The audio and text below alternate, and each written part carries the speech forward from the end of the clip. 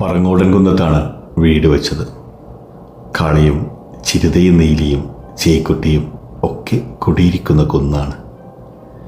വീട് വെച്ചിട്ടും അവരെയൊക്കെ പല പ്രാവശ്യം പലരും കണ്ടിട്ടുണ്ട്, അനുഭവിച്ചറിഞ്ഞിട്ടുണ്ട്. വീടിൻ്റെ മുന്നിൽ ഒരൊറ്റയാൽ മരമുണ്ട് പാതയോരത്ത്. അടുത്തൊന്നും ഒരു ചെറുമരം പോലുമില്ല. വീടുകളും കടകളുമില്ല. ഒറ്റയാൽ മരച്ചോട്ടിലും ആരൊക്കെയോ കുടിയിരിക്കുന്നുണ്ട്. കാൽനടക്കാർ ആ ഭാഗത്ത് വന്നാൽ നിർത്താതെ ടോർച്ചടിച്ച് ധൃതിയിൽ നടന്നു പോകുന്നത് കാണാം. ഒരിക്കൽ ഒറ്റയാൽ മരച്ചുവട്ടിൽ ഒരുത്തനും ഒരുത്തിയും ഒരു തട്ടുകട തുടങ്ങി. വിജനമായ ഒറ്റയാൽ ചുവട് പെട്ടെന്ന് അങ്ങാടിയായി. തീറ്റയും കുടിയും പാതിരാവും കഴിഞ്ഞ് പുലർച്ചയോളമായി. ആഹ്ലാദം കൊണ്ട് പൊട്ടിച്ചിരികളും സംസാരങ്ങളും ആർപ്പുവിളികളുമായി. ചിരിതയുടെ, കാളിയുടെ, നീലിയുടെ, ചേക്കുട്ടിപ്പാപ്പാൻ്റെ, എൻ്റെ ഉറക്കം നഷ്ടപ്പെടാൻ തുടങ്ങി. കച്ചവടം നിർത്തിപ്പോകണം, അങ്ങനെ ആജ്ഞാപിക്കാൻ ഞങ്ങൾക്ക് അധികാരങ്ങളില്ല. അപേക്ഷിച്ചാൽ അവർ ചെവിക്കൊള്ളുകയുമില്ല. അധികാരികൾക്ക് പരാതി കൊടുക്കാൻ അതൊന്നും ഞങ്ങളുടെ നയവും രീതിയുമല്ല.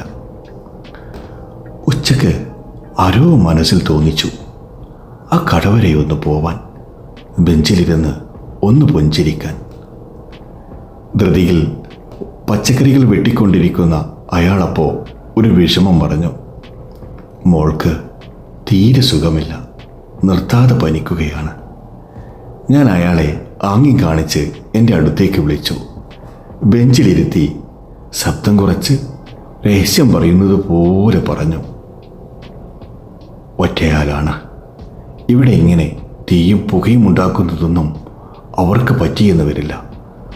അനർത്ഥങ്ങളുണ്ടാവും, സൂക്ഷിക്കണം. ഡോക്ടറെ കാണിച്ചിട്ടും അയാളുടെ മോളുടെ പനി മാറിയിട്ടില്ല. അതിൻ്റെ അടുത്ത ദിവസം കത്തി ടേബിളിൽ നിന്ന് താഴേക്ക് വീണ് അയാളുടെ കാലിന് ചെറിയ മുറിവ് പറ്റി. എന്നിട്ടും അയാൾ ഒരു തങ്ങളെയോ സിദ്ധനെയോ പോയി കണ്ടില്ല.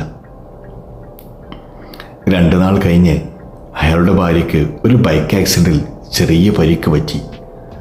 അന്ന് വൈകുന്നേരമാണ് അയാൾ കുളക്കരയിൽ പോയത്, സിദ്ധനെ കണ്ടത്. സിദ്ധൻ അയാളുടെ സാധനങ്ങളൊക്കെ നിരത്തി വെച്ച് കണക്ക് കൂട്ടിയും കുറച്ചും പിറുപിറുത്തും വളരെ പതുക്കെ രഹസ്യമായി അയാളുടെ കാതിൽ പറഞ്ഞു. ഈ കട തുടങ്ങിയപ്പോൾ വീട്ടിലുണ്ടായിരുന്ന അംഗങ്ങളൊക്കെ അവിടെ തന്നെയുണ്ടോ? എല്ലാവരും ഉണ്ടല്ലോ എന്ന് പറഞ്ഞപ്പോൾ സിദ്ധൻ അത്ഭുതം കോരി.